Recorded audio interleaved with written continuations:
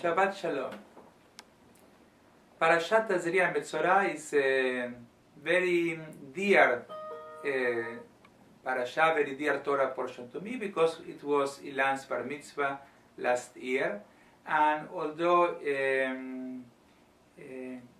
it's a very dry Torah portion that deals with the loss of leprosy and or tzarat, I will do what Ilan did to get away from talking about this dry subject, and that is to talk about the Haftarah. And the Haftarah for Tazria-Metzora is the Haftarah of Metzora, and is taken from the book of Kings, 2 Kings chapter 7 verses 3 to 20. And in Haftarah Metzora we find that 4 lepers are outside the gate, and the city is surrounded by the Aramean army, and the people inside the city are starving.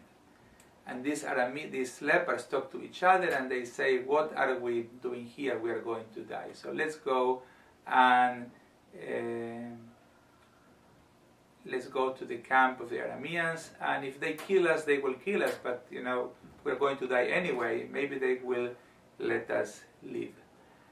And the city inside is, as I say, they are desperate, they are almost at the verge of starvation, and these 4 lepers that were outside of the city, because that's where the lepers were put, they were sent outside of the city, these 4 Metzoraim, they go to the camp and they see that Hashem had made all the Arameans to flee, and actually nobody was surrounding the city, nobody was besieging the city.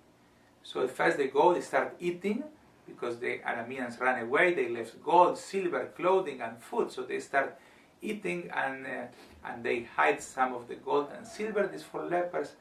And then one said to the other, "What we are doing is not right. Today is a great day of salvation, and we are keeping this news for ourselves. Let's go back and tell the people inside, let's tell the king that they can go out and get some food." The king at the beginning doesn't believe them, but they send scouts and they see that these 4 lepers were right, and they open the gates and everybody goes and gets food, and the story has a happy ending, or an almost happy ending, because one person gets trampled there by the gate.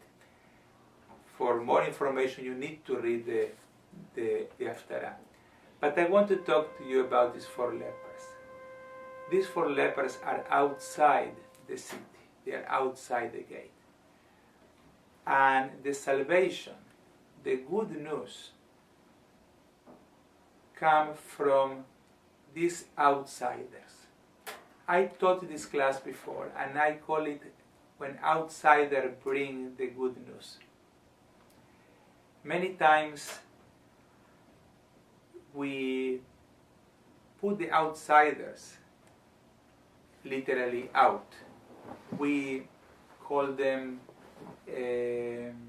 immigrants, we call them new members, we call them people who don't know what's going on there, people who are too new to have an opinion, or who are not familiar with the customs, they are not familiar with the rituals, they are not familiar with the with the procedures in a particular organization.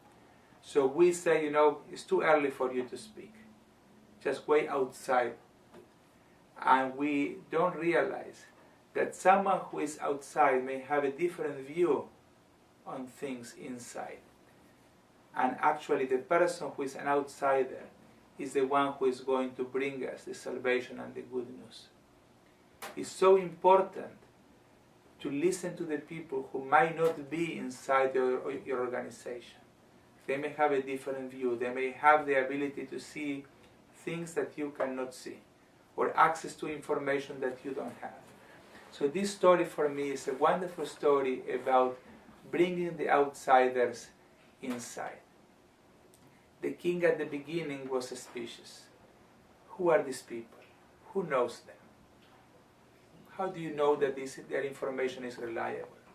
Maybe they are going to send us to our death. But at the end, he realized that he had nothing to lose. And certainly he was able to take advantage of this information for him, for the city, and everybody survived. And they lived happily ever after.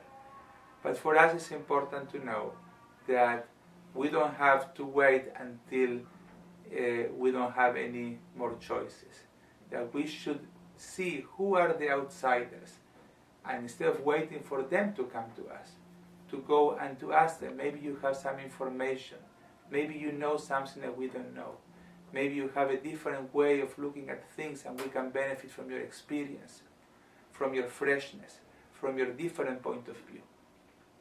And therefore I see this Haftarah as an invitation to include others in our lives, and to include especially points of view that may differ a little from ours. And I hope you will incorporate this idea into your own lives. Shabbat Shalom.